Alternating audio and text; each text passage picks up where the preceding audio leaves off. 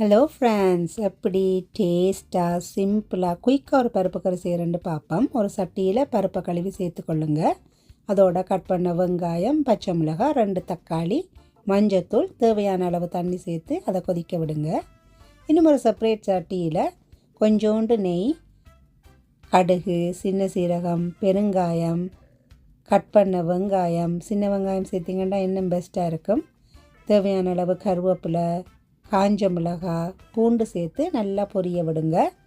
பருப்பு அவிஞ்சதுக்கு பிறகு ஒரு அகப்பையோ கரண்டியோ வச்சு நல்லா மசிச்சு விடுங்க.